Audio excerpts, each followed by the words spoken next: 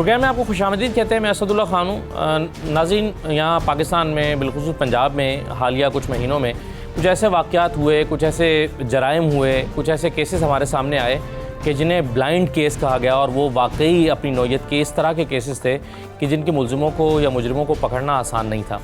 और इस सिलसिले में पंजाब फॉरेंसिक साइंस एजेंसी जो है उसने अपना बड़ा इंपॉर्टेंट रोल प्ले किया।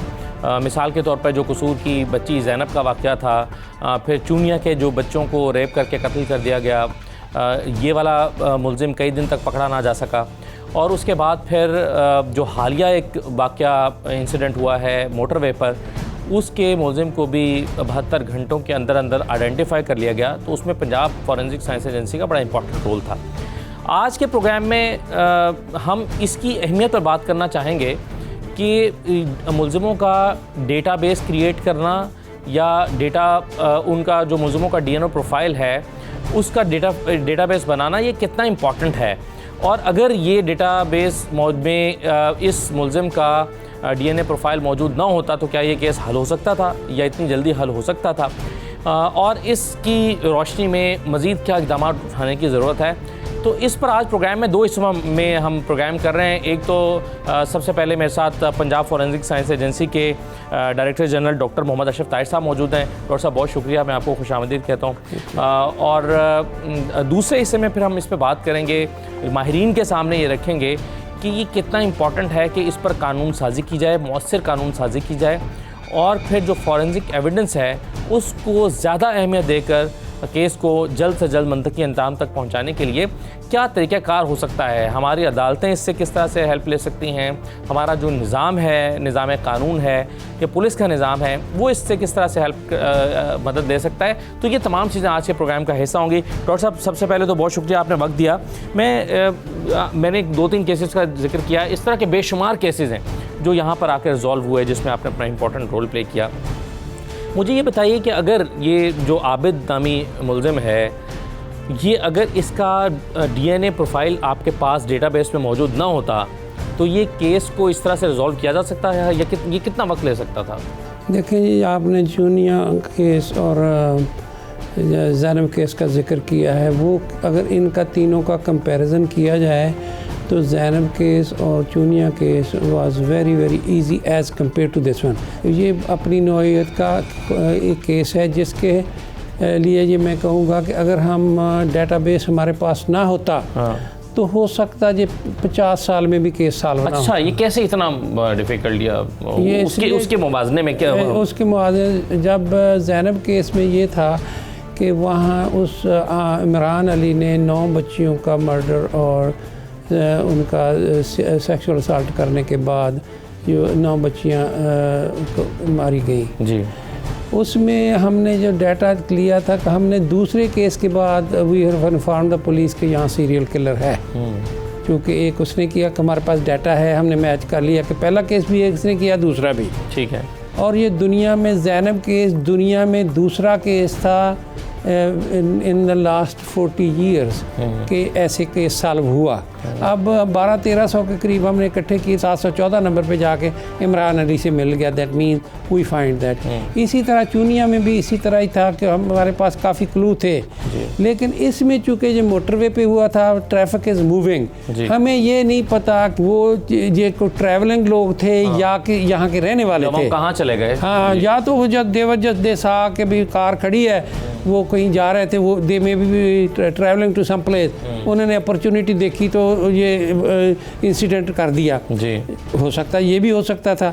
लेकिन जब हम गरीबी गांव का रहने वाला भी हो सकता था, गरीबी गांव का रहने वाला भी हो सकता था। लेकिन जब हमारा जो पुलिस का और हमारा फोरेंसिक लैब का यही आइडिया था उस वक्त कि ये इन्हीं गाँव, इन 2-3 विलेजेस में से होगा, हमने अपना कैंप लगा दिया सैंपल कलेक्ट करने के लिए, एविडेंस कलेक्शन यूनिट का। हमने 12-14 इकट्ठे किए भी थे, वो उनमें से कोई नहीं मैच हुआ। इतनी देर में जो एविडेंस हमने कलेक्ट की थी क्राइम सीन से, जो ब्लड रिमूव किया था कार से, और जो मेडिकल लीगल जो सैंपल थे हमें आए फीमेल से, वो सारे जो सैंपल थे हमने एनालिसिस करके कि उनमें फैसला से पहले होता है कि बॉडी फ्लूइड आइडेंटिफाई करना था। सीमन वाज आइडेंटिफाइड, उसके बाद blood was identified on the car, उसके बाद उनको एक्सट्रैक्ट करके डीएनए एक्सट्रैक्ट किया, करने के बाद डीएनए प्रोफाइल कर, जब प्रोफाइल हमारे पास आ गया, that profile was of 2 people, mixture था। 2 हमें अब पता है कि 2 इंडिविजुअल हैं इस काम में इन्वॉल्व। ठीक। तो हमारा अपना डेटाबेस बना हुआ था लैब का छोटा सा। उस डेटाबेस में हमने वी ऑलवेज जो भी कोई केस आता है पहले हम उसमें सर्च करते हैं। जब उसमें सर्च किया तो it match with one of the case which was case from Bahawalnagar और फोर्टाबाद के एक इलाके में था। वहाँ से जो एक आबद नामी बंदा था उससे मैच हुआ और उसके बाद वी नो कि एक तो आबद अली है, दूसरा कोई और है। DNA profile database is so important. देखिए ये अगर वो नहीं होता तो आप कहते हैं हो सकता है 50 साल तक हम ये केस हो सकता, बिल्कुल ही सॉल्व होता, कभी ना होता, कभी ना हो सकता, क्योंकि हम तो we are all looking on a different direction, तो वी आर गेटिंग पूरे अवे। पाकिस्तान की आबादी हर बंदे का तो आप डीएनए नहीं ले सकते। नहीं, that is impossible ji. America में भी सारी पॉपुलेशन है, इट्स वेरी एक्सपेंसिव डील। अच्छा डॉक्टर साहब ये बताइए कि ये कितने लोगों का डेटाबेस जो है वो हमारे पास मौजूद है, जो मुजरिम हैं या मुश्तबा अफराद हैं, हमारी लैब में डेटा प्रोफाइल कितने लोगों का है तकरीबन? टोटल हमारे पास 28,000 का तो है। ये पाकिस्तान के कुल मजमूई क्रिमिनल्स का या मुश्तबा लोगों का एक बहुत छोटा सा परसेंटेज है। पाकिस्तान का ना कहें, ये पंजाब का मेजॉरिटी पंजाब का है। पंजाब का जी। तो मेजॉरिटी वैसे तो आप खैर दूसरे सूबों को भी हेल्प करते हैं। हाँ, केस आते हैं, लेकिन मेजॉरिटी सैंपल जो हैं वो पंजाब से हैं। तो इसका मतलब है डॉक्टर साहब, अगर आप एक पूरा ऐसा डेटाबेस बना लें जिसमें तमाम लोगों की प्रोफाइल जो है वो वहाँ पर आपके पास डेटाबेस में आ जाए, डीएनए प्रोफाइल, तो इसका मतलब ये है कि मुजरिमों को पकड़ना तो बहुत आसान हो जाएगा फिर। देखें जी, ये आजकल की मॉडर्न साइंस में इट्स वेरी इंपॉर्टेंट डेटाबेस। क्योंकि डेटाबेस इसलिए इम्पॉर्टेंट है कि मैं आपको एग्जांपल दे देता हूँ। 1998 में अमेरिका में हमने शुरू किया था, अब उसको तकरीबन 32 साल हो गए हैं डेटा बेस को बनाए हुए। उसमें अप्रॉक्सीमेट 20 मिलियन लोगों का प्रोफाइल है। अच्छा। 20, उनमें अब तक unknown cases more than 500,000 cases has been solved. That's how important this thing is. This is the state of the art lab है जो पंजाब में। इसमें इसकी जो है ना इम्पोर्टेंस बहुत है और इसका फ़ायदा पूरा नहीं उठाया जा रहा। जब तक ये डेटाबेस डीएनए, फिंगरप्रिंट और फायर आर्म डेटाबेस तीनों कंप्लीट नहीं होंगे तो इसको पूरी तरह इस्तेमाल नहीं किया जा सकता और ना भी हो रहा है। तो डॉक्टर साहब, ये इसकी अहमियत का ज़ाहिर है आपको अंदाज़ा है, हुकूमत को अंदाज़ा है। मैं कुछ और सवालात आपसे करना चाहता हूँ कि ये कैसे मुमकिन है ये टारगेट्स, लेकिन आपने चूँकि जिक्र किया कि ये स्टेट ऑफ द आर्ट एक हमारी ये लैब है, इदारा है, तो आप अगर हमें इसका थोड़ा सा विज़िट करवा दें, कुछ बातें मैं आपके साथ चीज़ें मैं आपसे जानना चाहूँगा। करवा देते हैं। चलें।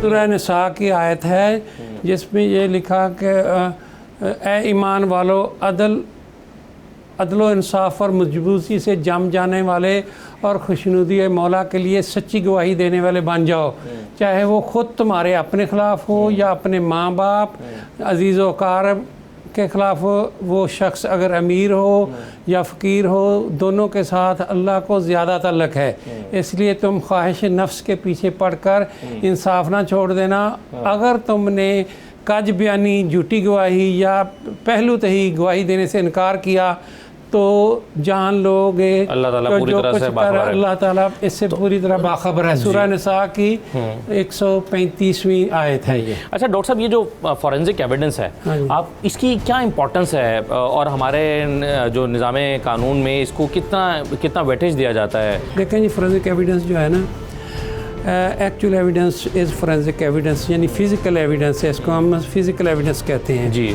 Physical evidence is present all the time, unlike human absent. Crime scene से बंदे तो एब्सेंट होते हैं, फिजिकल एविडेंस वहाँ पे है। Physical evidence does not lie, ये झूठ नहीं बोलती, ये प्रेशर में नहीं आएगी, ये किसी के पीपल कांट बाई इट। और दूसरा ये कि गवाही शायद 5 साल बाद केस चले, यहाँ से मूव हो जाएं, फिजिकल एविडेंस प्रेजेंट, चाहे आप 100 साल बाद इसको दोबारा टेस्ट करवा लें। क्राइम लेबॉर्ट्री जो अमेरिका में बनी है, पहली लेबॉर्ट्री 1939 में 1939 में बनी थी। ब्रिटिश इंडिया में 1906 में बनी थी। British India was ahead of America at that time. लेकिन ये दुनिया का सबसे पहला डॉक्यूमेंटेड केस है सूरा यूसुफ। ये जो हम इसी तरह करते हैं ये केस। जब ब्लड स्टेन शर्ट लेके आए थे याकूब अलैहिस्सलाम के पास यूसुफ अलैहिस्सलाम के बेटे, उन्होंने क्या शर्ट दी, उन्होंने कहा कि भेड़िया खा गया। उन्होंने, क्योंकि वो अल्लाह के नबी थे, उन्होंने सब देखते, उन्होंने कहा, उनकी ऑब्जर्वेशन थी exactly we do the cases like that similarly. उन्होंने कहा कि ये शर्ट जो है ना, ये काटी हुई है, फटी हुई नहीं है। अगर भेड़िया या कुत्ता पाएगा तो फटी हुई हो। दूसरा, ब्लड जो है ये ऊपर से नीचे को गया, नीचे से ऊपर नहीं आया, क्योंकि अगर मुझे कोई चाकू मारेगा ब्लड का अंदर से ऊपर आएगा, बाहर से लगा हुआ, इसका मतलब गलत केस है। That's the first case of forensic. And आजकल जो ऐसे केस हैं हम इसी तरह करते हैं। ठीक है डॉक्टर साहब, 3500 साल पहले। बिल्कुल सही है। अच्छा डॉक्टर साहब, वो मेरा सवाल ये था कि हमारी जो लैब्स हैं, इनको आप दुनिया की जदीद लैब्स के साथ मुवाजना कर सकते हैं? ये दुनिया की आप देख लें, एशिया में इस लेवल की कोई लैब नहीं है। दुनिया की दूसरी बड़ी लैब है दुनिया की। जो अमेरिका में टेस्ट हो रहे हैं एग्जैक्टली हम वही टेस्ट कर रहे हैं। ठीक, हमारे टेस्ट में कोई फ़र्क नहीं है। हमारे पास अमेरिका भी, डू यू नो कि हमारे पास केस अमेरिका से आया है? कैन यू इमेजिन कि वहाँ ओहायो में केस था पुलिस शूटिंग, 2 लेबॉर्ट्रीज़ का आपस में तजाद था रिपोर्ट में। I was called by the prosecutor general from Ohio and he sent evidence here, we issue the report, our report was used in superior court of Ohio.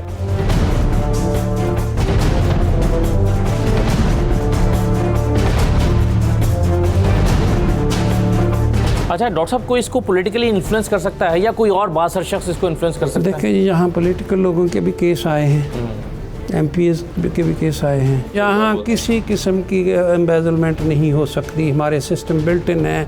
अगर मैं करना चाहूँ report change कर, आई कैन डू इट, क्योंकि it is built in system है। उस record हो जाएगा ऑटोमेटिकली, ये रिपोर्ट चेंज की गई है, रिकॉर्ड ऑटोमेटिक बन जाना है। तो कैसे कोई करेगा?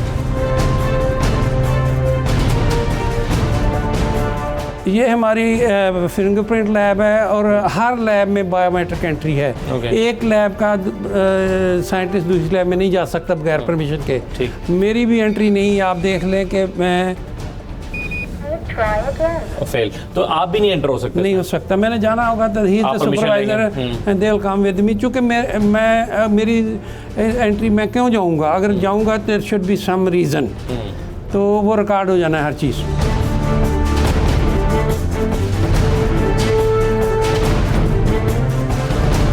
सेफ्टी के लिहाज से आप देख लें, ये शावर लगे हुए हैं। अब ये इसलिए हैं कि अगर खुदा न खास्ता एक्सीडेंट हो जाए, वहाँ एसिड गिर गया है, आग लग गई है, आप यहाँ हैं गिरेंगे तो 60 gallon water will come on you. तो सारा इसी तरह हर लैब में लगे। आई वॉश भी है और वैसे personal safety is very very important. ये हमारा फायर आर्म सेक्शन है। अब इसमें भी हमें देख लें आप, मैं आई एम डूइंग दिस, ये रिजेक्शन आ रही है। और यहाँ पे ये बुलेट कंपैरिजन और केसिंग की कंपैरिजन करते हैं। अच्छा, then we can find every gun is unique. एक बुलेट एक गन से दूसरी में नहीं मिलेगी। इसका भी डाटाबेस हमारे पास। ये आपके सारे साइंटिस्ट जो हैं, इनमें से भी ज़्यादा फॉरेन क्वालिफाइड हैं, पहले लोग जो थे वो फॉरेन क्वालिफाइड थे, क्योंकि हमारे पास फोरेंसिक का सीड ही नहीं था। ठीक है। अब हमारे पास अब यहीं पे ट्रेन करते हैं उसी तरह जो बाहर ट्रेनिंग होती है वही। बल्कि हमारे पास बाहर से रिक्वेस्ट है, हमें दुबई साइंटिस्ट ट्रेन किए हैं, श्रीलंका से हमें साइंटिस्ट को ट्रेन कर रहे हैं। हाँ जी।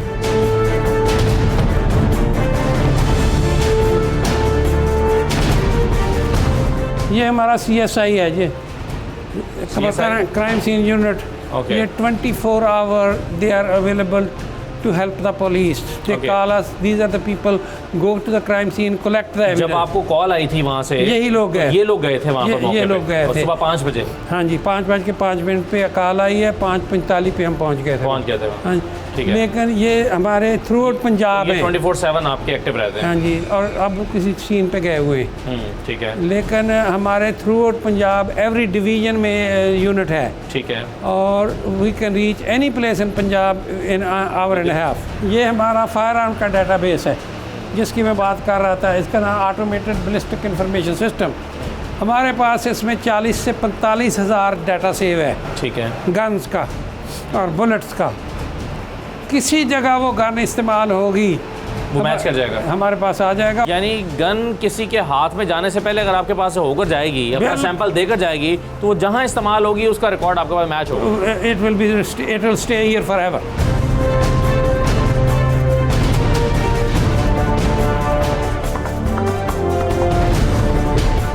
हमारा लैब है पॉलीग्राफ लैब जी। This is used to find out if person is telling the truth और the person is lying, and this is very important. तकरीबन 40% के करीब लोग यहाँ कन्फेस कर जाते हैं आके टेस्ट के दौरान। झूठ नहीं बोल सकते, मशीन देखो पता है कि झूठ नहीं बोल सकता, वो कन्फेस कर जाएंगे। हमारी कन्फेशन पुलिस वाली नहीं है। बाय द वे 35% के करीब जो लोग पुलिस लेके आती है ना यहाँ, सस्पेक्ट उनसे एग्जानरेटेड भी हैं। ये नहीं है कि ये जेल लेबॉर्टरी पर लोगों को जेलों में डालेंगे। इस इक्वली गुड टू एग्जानरेट भी। जैसे जो बेकसूर है उसे कोई फिक्र की बात नहीं है। वो बेगुनाह साबित भी होता है यहाँ पर। अगर गुनाहगार पकड़ा जाता है तो बेगुनाह जो है वो बिल्कुल साबित होता है। 35% के करीब मैं जो कह रहा हूँ, जब पुलिस लेके आती है with our report they are not charge. ये हमारे सैटेलाइट स्टेशन है, हर डिवीजन में है, 8 डिवीजनों में। ये जो अपने क्राइम सीन के हर डिवीजन में है। जहाँ पे भी जिस भी डिवीजन में क्राइम होगा आपके का यहाँ से जो यूनिट है वो रिस्पॉन्ड करेगा।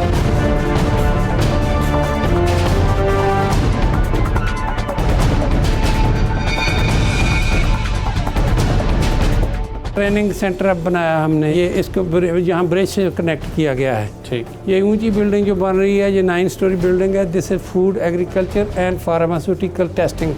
ये भी मैं ही बनवा रहा हूँ। ये एक यहाँ गेट बनेगा पंजाब साइंस एनक्लेव। ये पूरा साइंस सिटी होगा। अब हम अपना जो 6 लाख केस कर चुके हैं, उसके अलावा हमने 4.5 अरब रुपया गवर्नमेंट ऑफ पंजाब का बचाया कि जो साइंटिस्ट बाहर जाने थे वो हमने ट्रेन करके 4.5 अरब बचाया है।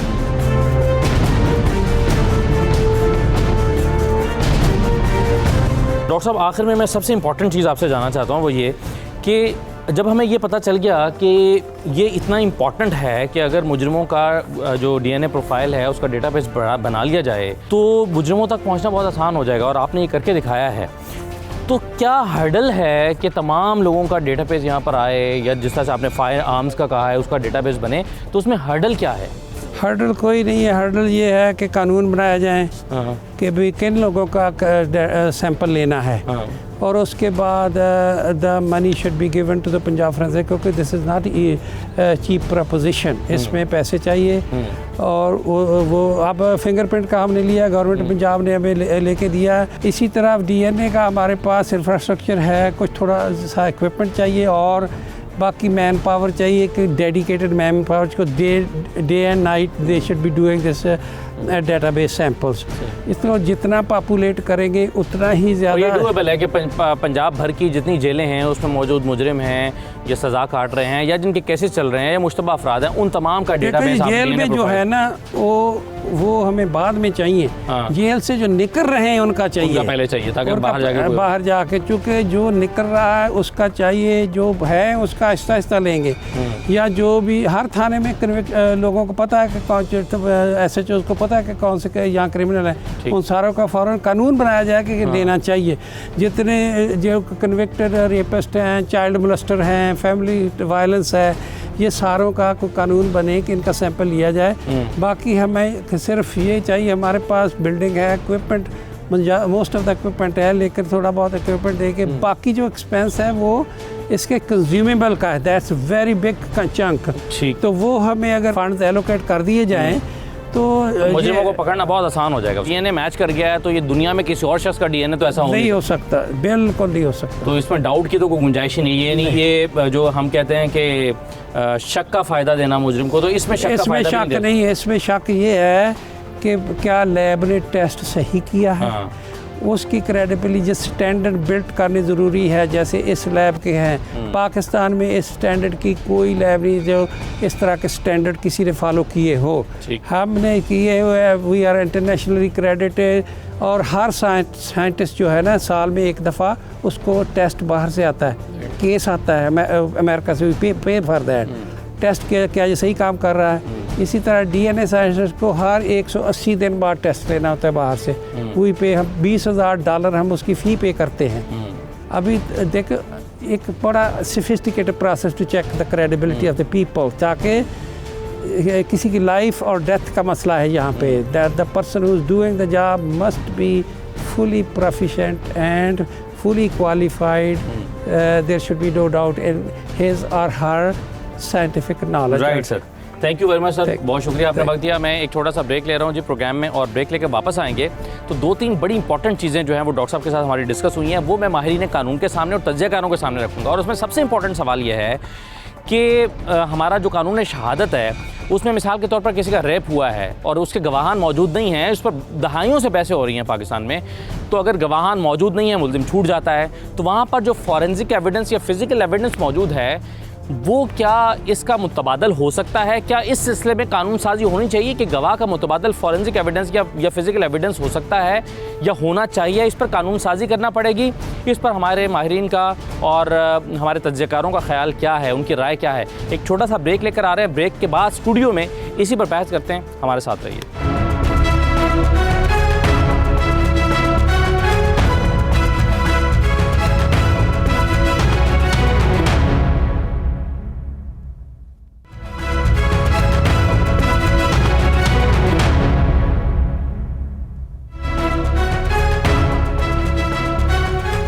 प्रोग्राम में आपको दोबारा खुशामदीद कहते हैं। ब्रेक से पहले हम आपको फॉरेंसिक साइंस एजेंसी के बारे में बता रहे थे और वो दिखा रहे थे, और वहाँ पर किस तरह से जो मुजरिम हैं उनका डेटाबेस, उनका DNA प्रोफाइल डेटाबेस तैयार किया गया और उसका फ़ायदा क्या हुआ, और अगर इस पर कॉम्प्रिहेंसिवली काम किया जाता है तो इसका मुस्तकबिल में क्या फ़ायदा हो सकता है, इसकी अहमियत पर हम बात कर रहे थे।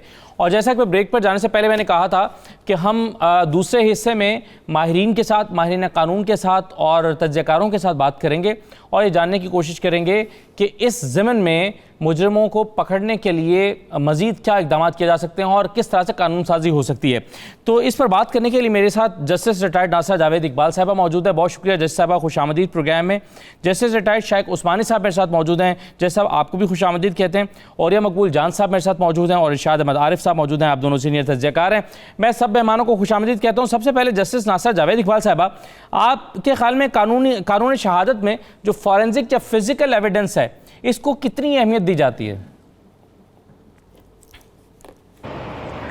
अभी शुरू हुई है ये अहमियत देनी। मुझे याद है जब मैंने सुप्रीम कोर्ट में प्रैक्टिस की हाई कोर्ट से रिटायरमेंट के बाद, तो ये एक्सेप्ट ही नहीं करते थे। तो DNA होता था और ये जाहिर होता था कि यही जो है मुल्जिम मुबैना ये मुजरिम भी है, लेकिन कोर्ट इसको एक्सेप्ट नहीं करता था। तो ये तो बहुत अच्छी बात है। जैसे हिस्ट्री शीटर्स का रिकॉर्ड होता है थानों में, अब अगर फोरेंसिक साइंस और DNA का हो तो इससे तो बहुत बड़ा एडवांटेज हो सकता है कि आप ज़्यादा आसानी से पकड़ सकते हैं जो मुबैना मुजरिम है। सही है। आपके ख्याल तो में ये कानून में अब चाहे कानून साजी नहीं हुई, लेकिन ये शामिल हो चुकी है बात, अब अदालतें इसको तस्लीम करती हैं। ठीक है। अच्छा शेख उस्मानी साहब, सर आपके ख्याल में गवाह का मुतबादल, ये जो फॉरेंसिक एविडेंस है ये गवाह का मुतबादल हो सकता है?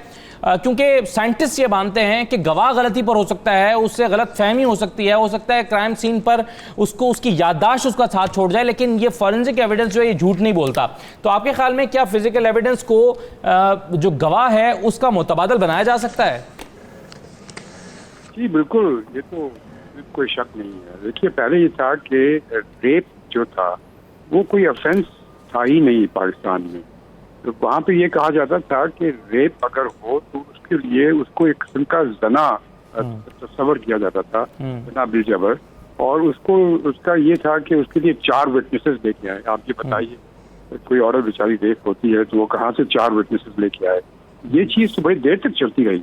उसके बाद बड़ी मुश्किल से, अभी जिससे बताया था जज साहबा ने, बड़ी मुश्किल से ये एक्सेप्ट किया गया कि ये DNA भी कोई चीज़ होती है जो कि कभी गलत नहीं होती और यानी आप तो कब्र से मुर्दे को निकाल लें, उसका डीएनए निकाल करके उसको मैच कर सकते हैं इस हद तक। तो उसके बाद फाइनली लोगों को समझ में आया कि भाई ये एक चीज़ है जिससे सबूत मिल सकता है, और ये ऐसा सबूत है जो कि इसका कोई मुकाबला ही नहीं है। फिजिकल एविडेंस तो कोई चीज़ ही नहीं है इसके सामने, ये तो साइंटिफिक सबूत है, और इसकी वजह से तो बहुत फ़ायदा हुआ। तो जैसा अभी ये बताइए कि इस वक्त जो रेप विक्टिम है उसके पास अगर गवाहान मौजूद नहीं हैं और फॉरेंसिक एविडेंस मौजूद है, लेबॉर्ट्री ने शवाहिद दे दिए हैं, तो मुजरिम को सजा हो जाएगी इस वक्त कानून में? जी जी बिल्कुल हो जानी चाहिए, इसमें कोई शक नहीं। जी ठीक है। और ये साहब सर आप मैंने फॉरेंसिक साइंस एजेंसी जो पंजाब की उसको विजिट किया, और आप भी गालिबन एक आध दिन पहले उसको विजिट करके आए हैं। ये जो इनिशिएटिव लिया गया था, कोई 28,000 के करीब डेटाबेस, 28,000 के करीब लोगों का डेटाबेस मौजूद है, डीएनए प्रोफाइल डेटाबेस, और इसको बहुत ज़्यादा बढ़ाने की ज़रूरत है। आप इसकी इंपॉर्टेंस को किस तरह से देखते हैं? क्योंकि जो ये साइंस एजेंसी है वो ये क्लेम करती है कि हो सकता है ये केस कभी हल ना होता, इस तरह का केस, अगर ये उसका प्रोफाइल हमारे पास मौजूद ना होता। जी बिल्कुल दुरुस्त कहते हैं, क्योंकि खुद फोरेंसिक लेबॉर्ट्री जो है वो अपने तौर पर उन 4 मुख्तलिफ देहात के डाटास को इकट्ठा कर रही थी और लोगों को देख रही थी, और वहां अगर 5,000 का भी होता तो ये बंदा तो भावनगर से आया था, और अगर इसका क्रिमिनल रिकॉर्ड के अंदर उन्होंने डॉक्टर साहब ने अपने तौर पर डाटाबेस ना बनाया होता तो कभी भी ना पहुंच सकते। देखिए आज से बहुत पहले फिंगरप्रिंट्स जो थे वो एविडेंस के तौर पर यूज होते थे, और उसको एक्सेप्ट किया गया, हालांकि उसका एविडेंस के लॉ के अंदर उस तरह की चीज नहीं थी। एक और मैं जरा सा वजाहत कर दूं, कुरान के अंदर रेप की बाकायदा सजा मौजूद है। मैं एक हदीस पेश करता हूं, उससे 4 मुख्तलिफ इन्फ्रेंसेस निकलेंगे। सनद इब्न दाऊद की एक हदीस है कि एक औरत सुबह फजर के वक्त नमाज पढ़ने अंधेरे में जा रही थी, और अचानक हुआ यह कि एक शख्स ने उसके ऊपर रेप करने की कोशिश की, बल्कि रेप किया। तो वो भागती हुई आई, लोगों ने शोर मच गया, नमाजी जो है वो दौड़े, रसूल सल्लम के पास एक आदमी को पकड़ के लेके आए कि जो सख्त मदीने की गलियों में भाग रहा था, भागते भागते पकड़ के ले। अंधेरा था तो आप सल्लल्लाहु अलैहि वसल्लम ने उस औरत के सामने उसको पेश किया, और आपने पूछा कि ये है, तो उस औरत ने कहा कि यही है। अभी ये सवाल जवाब हो रहे थे कि एक और शख्स मदीने से वहां आ गया कि ये गलती मुझसे हुई है, मैंने ये रेप किया, और आप सल्लल्लाहु अलैहि वसल्लम ने उस औरत को छोड़ दिया और उसके बाद उस बंदे पर सदा नाफिज की। पहली बात, 4 चीजें इससे निकलती हैं इस हदीस से। नंबर 1 कि रेप के विक्टिम के ऊपर जना का की हद आपने जारी नहीं की, उसको छोड़ दिया। नंबर 2, ये मदीना रियासत मदीना में भी ये जुर्म हो सकता है जहां एक ऐसा मुआशरा मौजूद था जहां सैयदुल अंबिया सल्लल्लाहु अलैहि वसल्लम के सहाबा मौजूद थे। इसका कोई तल्लुक नहीं। रेपिस्ट जो है वो बुनियादी तौर पर एक क्रिमिनल होता है, एक मेंटली सिक आदमी होता है। नंबर 3, औरत जो थी अगर उसकी मजबूरी थी, मजबूरी का लेजिटिमेट काज था कि नमाज पढ़ने जा रही थी तो वो अकेली जा सकती थी, तो वो गई। नंबर 4 कि आप पूरे कपड़े भी पहने हुए हों, आला बात है वो चादर में मलबूस थी, उसके बावजूद भी एक जो सिक माइंड का आदमी है वो कर सकता है। तो एक बात तो यह है कि 4 एविडेंस की इस्लाम के अंदर रेपिस्ट के लिए कोई सजा नहीं है। यह बुनियादी तौर पर एक गलत इंटरप्रिटेशन की गई है, आज तक की थी चली जा रही है। रसूलुल्लाह ने खुद सजा दी, उसको छोड़ा और उस बंदे को सजा दी और औरत को एहतराम के साथ घर वापस किया। बिल्कुल सही है। इरशाद साहब आपकी इसमें राय क्या है? क्योंकि आप बहुत सारे केसेस में, जैसे जज साहिबान ने भी जिक्र किया कि रेपिस्ट जो है उसके खिलाफ गवाहान मौजूद नहीं होते, और इस केस में भी आप देखें, गुज्जरपुरा वाले केस में भी तो 2 ही लोग वहाँ पर मौजूद थे, तो 4 गवाहान तो मौजूद ही नहीं है। तो आपके ख्याल में फॉरेंसिक एविडेंस अगर सबूत है तो उसको फौकियत दी जा सकती है गवाहान के ऊपर? देखिए, ये जो बहस है उस्मानी साहब बता चुके हैं कि इसको कबूल किया जाता है। जी, बहस ये है ही नहीं कि डीएनए जो है वो अगर हो तो उसको शहादत के तौर पर कबूल किया जाए या नहीं किया जाए। बिल्कुल कबूल किया जाए, बिल्कुल ये काबिल एतमाद है। जो बहस है वो ये है, नंबर 1 कि ये फर्स्ट एविडेंस है या सेकेंडरी एविडेंस है। पहला सवाल ये है।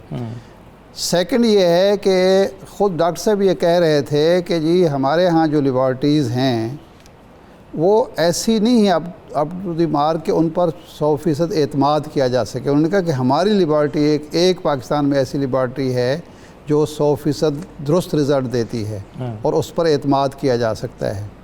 तीसरी जो बात है कि हमारे यहाँ पाकिस्तान जैसे मुआशरों में और बाहर भी, ये सिर्फ पाकिस्तान की बात नहीं है तो हमने बना लिया जी पाकिस्तान में ऐसा नहीं होता, अमेरिका में, यूरोप में भी ऐसा होता है कि जाली रिपोर्टें तैयार होती हैं। तो इस बुनियाद पर जिन कानूनदानों ने या इस्लामी नज़रियाती कौंसल ने अभी तक उसको फर्स्ट एविडेंस का दर्जा नहीं दिया, उसके पीछे ये है कि जिस तरह गवाह झूठे हो सकते हैं उसी तरह रिपोर्टें भी झूठी हो सकती हैं, तो इसलिए अभी तक ये है। लेकिन अगर 100% दुरुस्त रिपोर्ट है तो उसको फर्स्ट एविडेंस के तौर पर लेना चाहिए, क्योंकि इससे ज़्यादा काबिल अगर फर्ज करें ये फॉरेंसिक एविडेंस सेकेंडरी एविडेंस भी है और फर्स्ट एविडेंस मौजूद नहीं है, तो सेकेंडरी एविडेंस तो फिर फर्स्ट एविडेंस खुद ब खुद बन जाएगा। नहीं, वो तो बन जाए, वो तो जाहिर बात है बनेगा, क्यों नहीं बनेगा। लेकिन जो इस्लाम का मामला है उसमें ये नहीं कहा गया कि सेकेंड एविडेंस जो है, नहीं, एक है हदूद, एक है ताज़ीर। जो हदूद के लिए शराइत और हैं, ताज़ीर के लिए शराइत है। अदालत को ये उस्मानी साहब और डॉक्टर साहबा बेहतर बता सकती हैं, वो ये है कि ताज़ीर में भी अदालत को वही सज़ा देने का हक़ हासिल है जो हदूद में हैं, लेकिन वो हदूद के तौर पर नहीं होगी, ताज़ीर के तौर पर होगी। एक बात।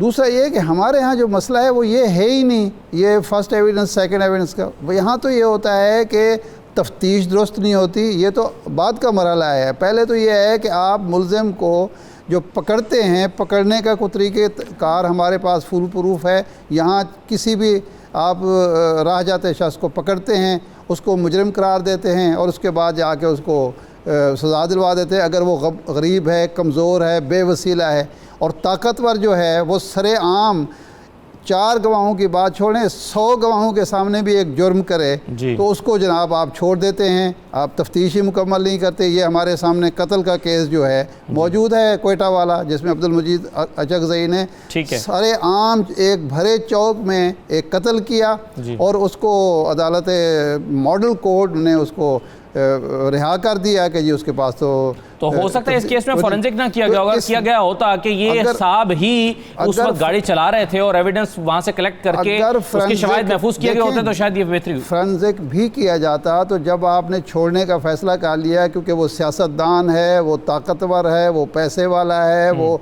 जो मुद्दई है उनको जो है दबा सकता है, तो फिर भी छूट जाता, छूटते हैं। तो ये तो निजाम की कमजोरियां हैं ना सर, फॉरेंसिक एविडेंस की इंपॉर्टेंस, इसका मतलब उससे इनकार तो मुमकिन नहीं है। ये सवाल ही पैदा नहीं होता। फॉरेंसिक एविडेंस जो है उससे तो इनकार किया ही नहीं जा सकता। इसलिए सिर्फ हम फॉरेंसिक जो उसको लेबॉरेटरीज़ को मजबूत बना दें, बहुत बेहतर कर दें, लेकिन अगर ये सारी खराबियां मौजूद है, तफ्तीश का निज़ाम हमारा तब्दील नहीं होता, बाकी जो हमारे अखलाकी चीज़ें हैं वो नहीं दुरुस्त होती। सही है, तो ये सारी वो तो फॉरेंसिक एविडेंस से पहले भी यही हो रहा था कि आलाए कत्ल तब्दील कर दिया जाता है। अब आलाए कत्ल से आपको अगर अभी भी फर्ज करें लेबॉरेटरी में पहुंचने से पहले तेजधार आला तब्दील कर दिया जाए, छुरी की जगह ब्लेड रख दिया, ब्लेड की जगह छुरी रख दी जाए, तो वो तेजधार आला, FIR में तो तेजधार आला लिखा होगा, लेकिन वो उस पर एविडेंस नहीं मिलेगा। तो ये निज़ाम का शफाफ होना तो बिल्कुल दुरुस्त है।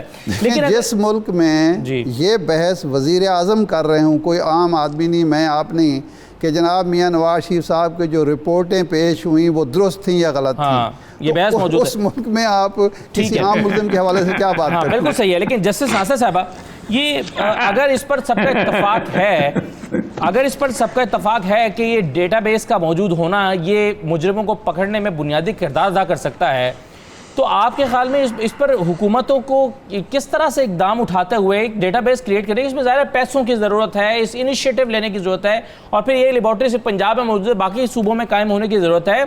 इससे तो हमारे जो कानून का निज़ाम है या निज़ाम इंसाफ है, इस पर बड़ी मुआवनत मिल सकती है इस इन्वेस्टमेंट से, अगर हुकूमतें करें इस पर।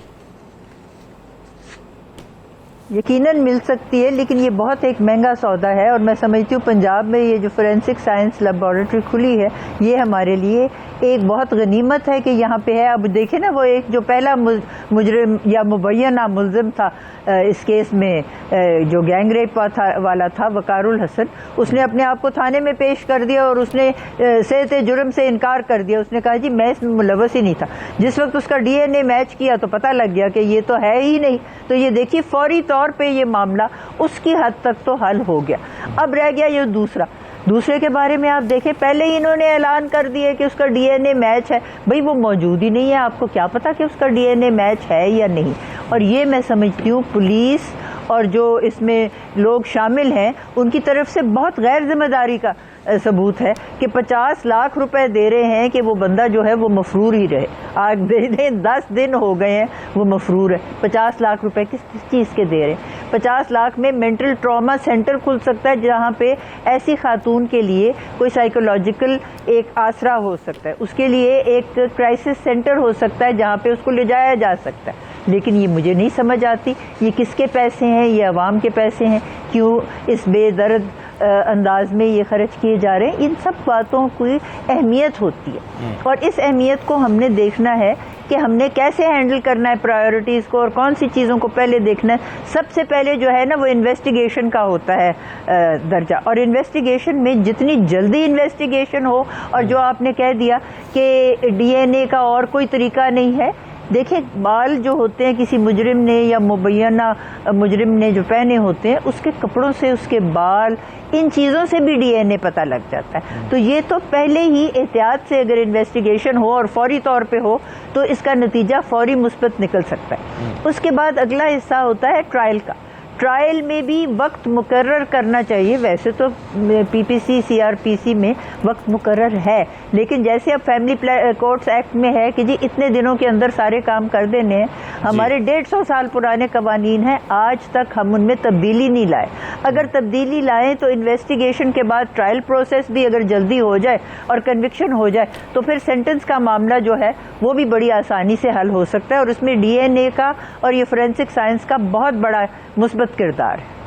बिल्कुल सही है। शाइक उस्मानी साहब से भी मैं इस बारे में सवाल करता हूँ। सिर्फ ये मुजरिमों का डीएनए डेटाबेस ही नहीं, बल्कि जो आपने प्रोग्राम के पहले से मैं आपको दिखाया उसमें हमें बताया गया कि वो लोग जो असलहा ख़रीदते हैं, यानी हर वो असलहा, हर वो पिस्टल, हर वो बंदूक जो किसी शख्स के जो ख़रीदी जाती है और किसी के पास जाती है, उसका अगर पहले से डेटाबेस बना लिया जाए, उसका भी प्रोफाइल ले लिया जाए, तो हर फायर होने वाली बुलेट जो है उसका रिकॉर्ड, उसको मैच किया जा सकेगा और मुजरिमों को पकड़ने में आसानी रहेगी। तो जो फायर आर्म्स हैं, जो इक्विपमेंट है या जो असलहा है, उसको भी ट्रेस किया जा सकता है इस डेटाबेस को मेंटेन करने से। मैं एक छोटा सा ब्रेक लेता हूँ, शाइक उस्मानी साहब के पास आते हैं एक छोटे से ब्रेक के बाद।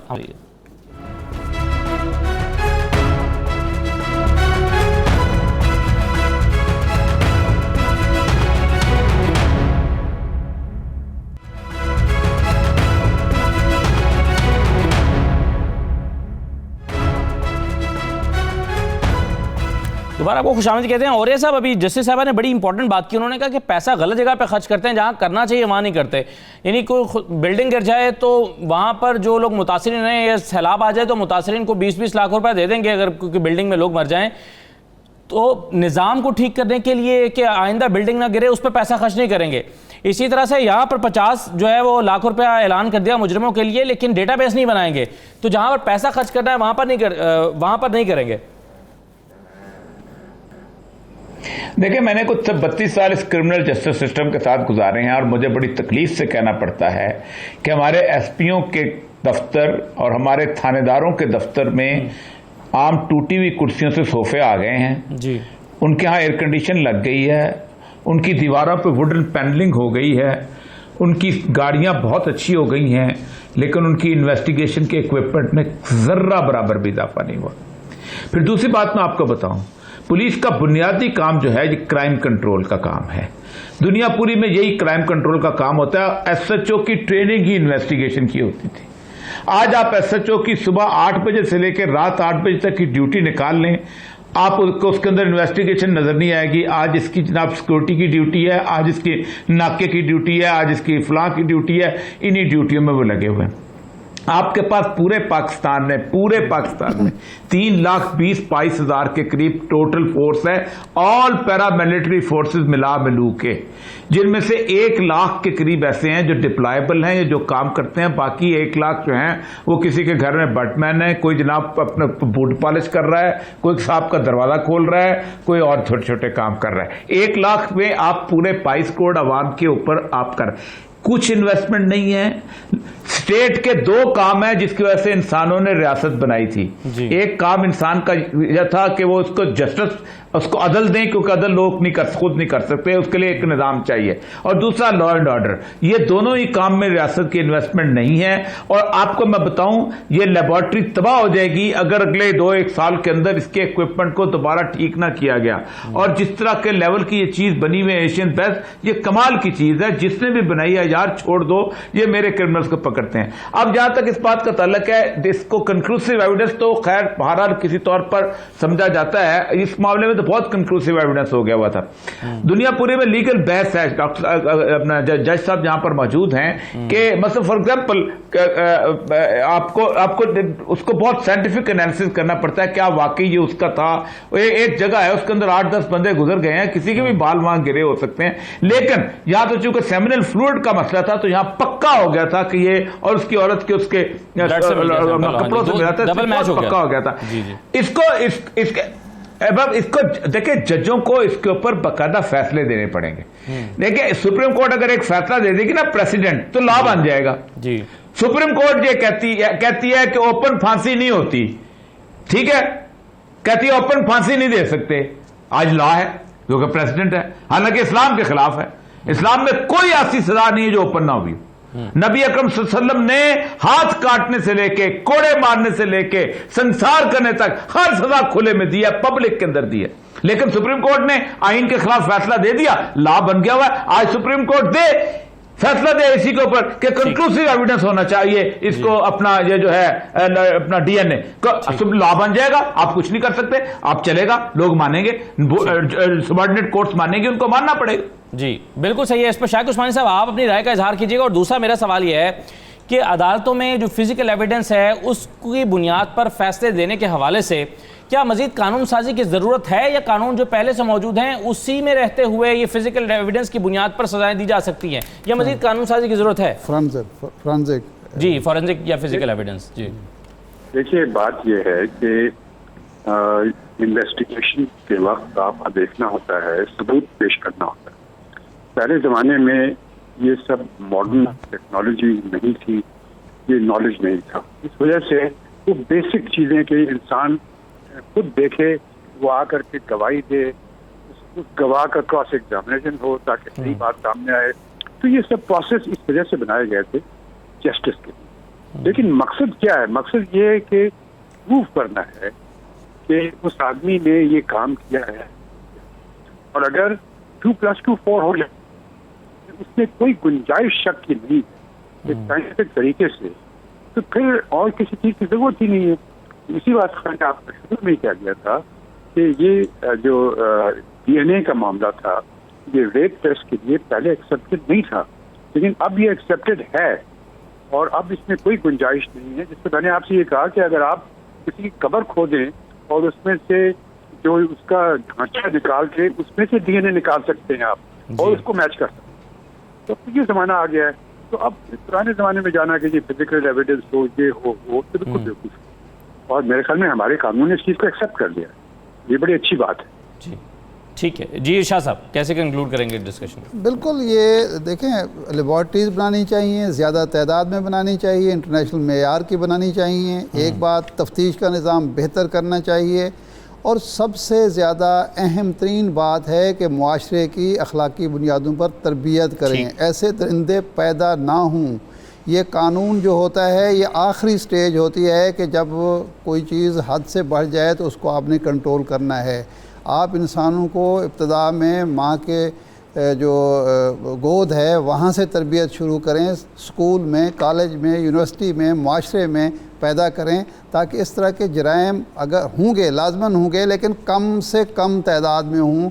हम एक ऐसा जंगल का मुआशरा ना बना दें जहाँ एक आदमी 13 में पकड़ा जाता है और आज तक वो जराइम कर रहा है, कोई पकड़ने वाला भी नहीं है। बिल्कुल ठीक, बहुत शुक्रिया शाहद आरिफ साहब, और मकबूल जान साहब, शाइख उस्मानी साहब, जस्टिस नासरा जावेद इकबाल साहब, तमाम मेहमानों का शुक्रिया। इजाज़त दीजिए, अल्लाह हाफ़िज़।